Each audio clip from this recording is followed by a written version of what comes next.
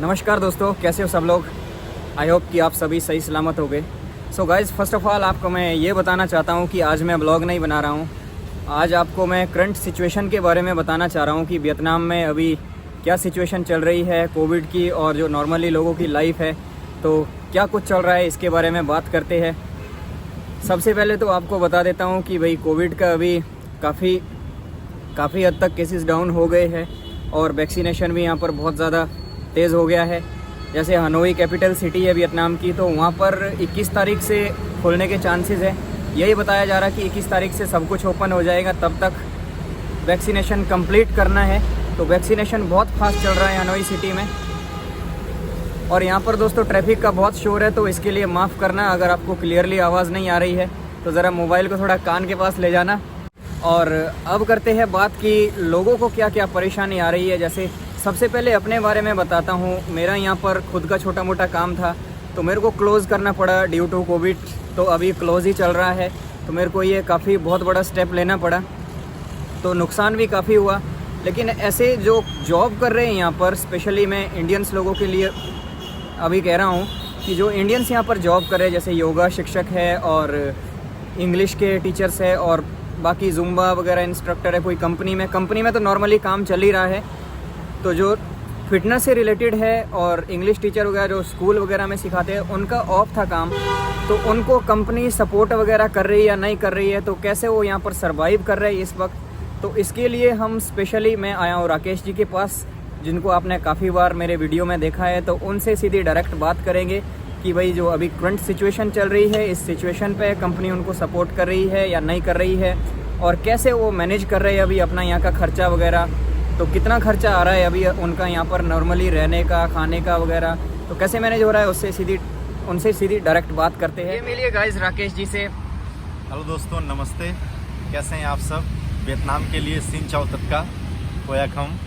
Vietnam लोगों के लिए भी मतलब थोड़ा बताना पड़ता है, क्योंकि चमन भैया का जो सब्सक्राइबर है, से बोलना, यहाँ शोर है। चमन भैया का जो सब्सक्राइबर है वो वियतनामीज लोग भी हैं और इंडियन भी हैं, तो इसलिए इंडियन भाई को नमस्ते, और वियतनाम के जितने लोग हैं सिन चाओ उनके लिए। तो चमन भैया आप क्या पूछना चाह रहे हैं। सबसे पहले राकेश जी मैं पूछना चाह रहा हूँ कि जैसे अभी यहाँ पर कोविड की सिचुएशन है, तो इसमें आपकी जो कंपनियाँ हैं वो सपोर्ट कर रही है या नहीं कर रही है। सपोर्ट मीन्स आपका रहने का यहाँ पर अकोमोडेशन दे रही है, उसका खर्चा दे रही है, या फिर खाने पीने का कुछ खर्चा दे रही है या नहीं दे रही है।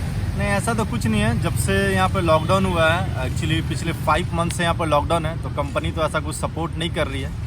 ठीक है, कंपनी 1 रुपया भी नहीं दे रही है 5 महीना से तो अभी काम नहीं चल रहा, तो कंपनी कुछ भी नहीं दे रहा। जो मैंने पहले काम किया था पिछले 2 साल से, मैं भी वियतनाम में हूँ, तो मैंने जो पैसा सेव करके यहाँ रखा था, ठीक है, यही बुरा वक्त के लिए पैसा सेव करके इंसान सभी लोग को ही रखते हैं, मैं भी सेव करके रखा था, तो उस पैसा से भी चल रहा है। ठीक है, और बाकी कोई दिक्कत वाली बात नहीं है। और खर्चा का बात रहा तो वियतनाम करेंसी बात करें तो 4-5 मिलियन में आपका खाना हो जाता है। ठीक है, नॉर्मली जो मतलब बेसिक चीज़ें होते हैं 4 से 5 मिलियन में आपका 1 मंथ का खाना हो जाता है। ये मैंने पहले से पैसा सेव करके रखा था, जिसकी वजह से मुझे प्रॉब्लम नहीं आई।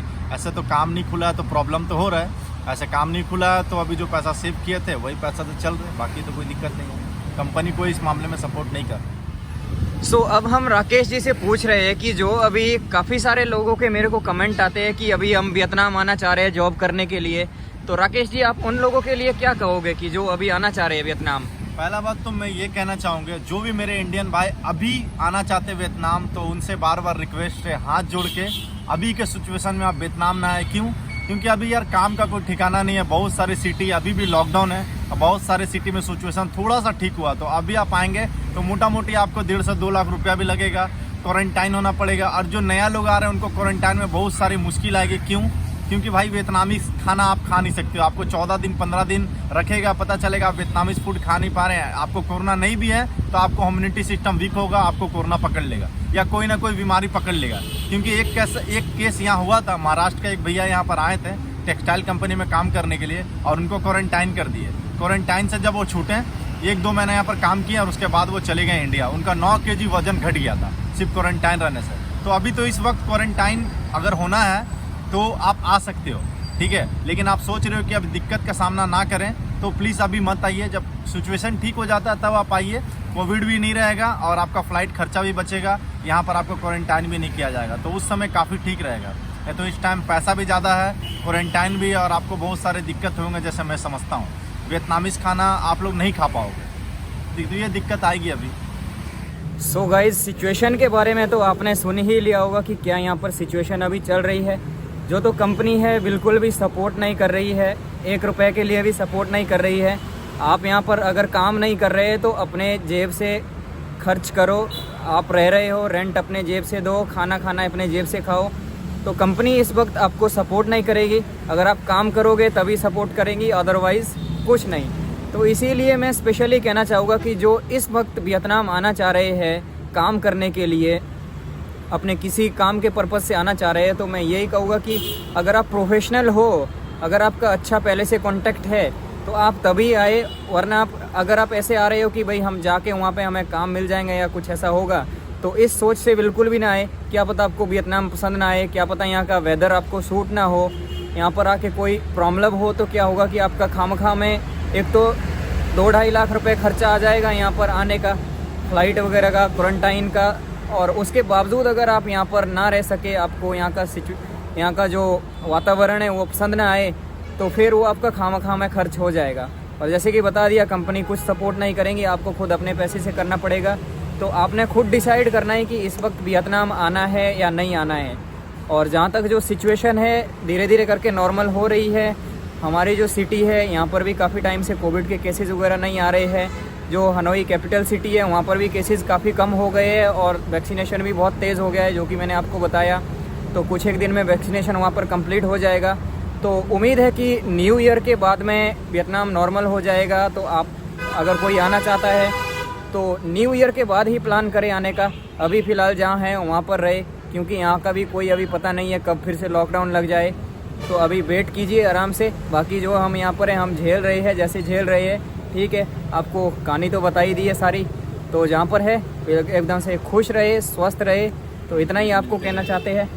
अपडेट मिलते रहेगा आगे का। और बाकी जो भी कोविड का अपडेट होएगा कि कब ट्रैवल के लिए ओपन हो रहा है, वो भी हम आपको दे देंगे। तो आप उस चीज़ का इंतज़ार करिए। अभी थोड़ा सा टाइम लग जाएगा, जैसे ही नॉर्मल हो जाता है आपको सारे अपडेट देंगे।